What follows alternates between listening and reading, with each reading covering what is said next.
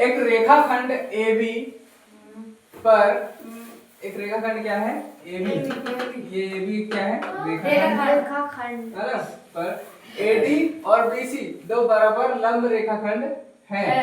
कौन सी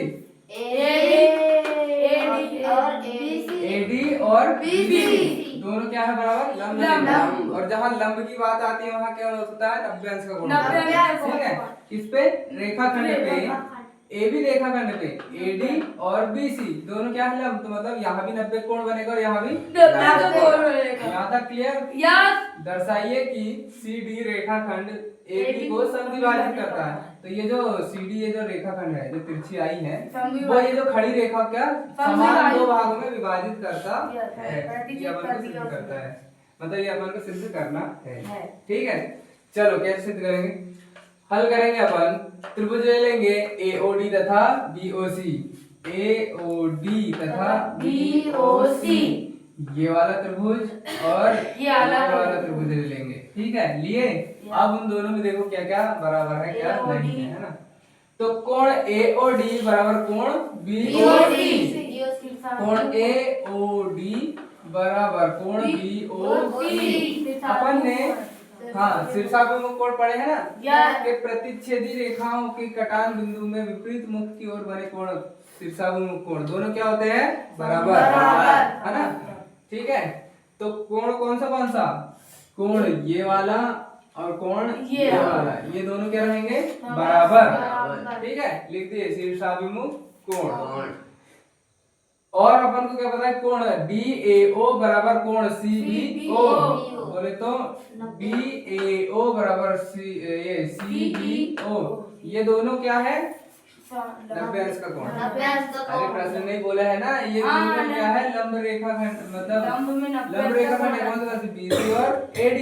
तो यहाँ जहाँ भी कोई भी रेखा पर लंब आए तो वहाँ पे कितने अंश का कोण अंतरित होता है, तो बता दिया अपन ने कि कोण DAO बराबर CBO, क्लियर, बराबर 90 अंश का कोण तथा भुजा AD बराबर भुजा BC अपन को प्रश्न में दिया है ना, ठीक है। समद्विभाजित करता है बोला है ना, किस किस को AB को समद्विभाजित करता है, नहीं बोलेंगे ये दिया अपन को कि एक रेखाखंड AB पर AD और BC दो बराबर लंब रेखाखंड है ना, तो बराबर है ना, ये दोनों क्या है बराबर।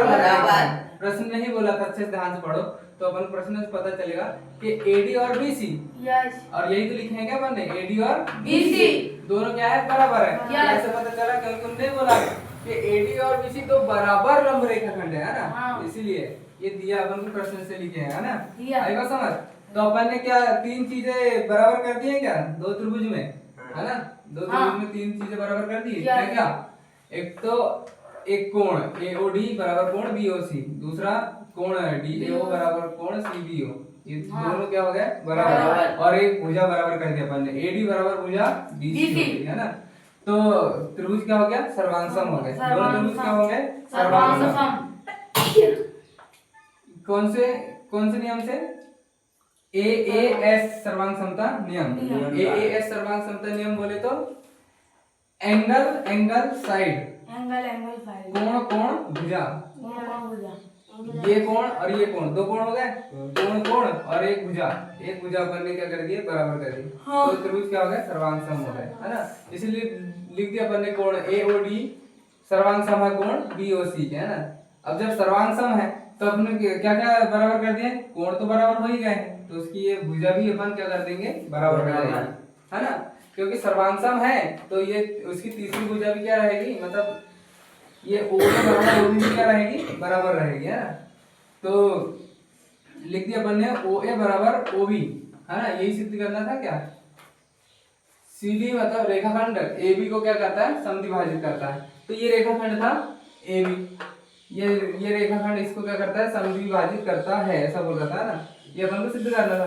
तो लिख दिया अपन ने OA बराबर OB, है ना, ये अपन को सिद्ध करना था। किसके द्वारा लिख दिया अपन ने CPCT द्वारा। CPCT का फुल फॉर्म होता है corresponding parts of congruent triangle होता है इसका फुल फॉर्म, है ना। और हिंदी में बोले तो अतः CD AB को समद्विभाजित करता है। आई बात समझ? ऐसा सिद्ध करना था अपन को।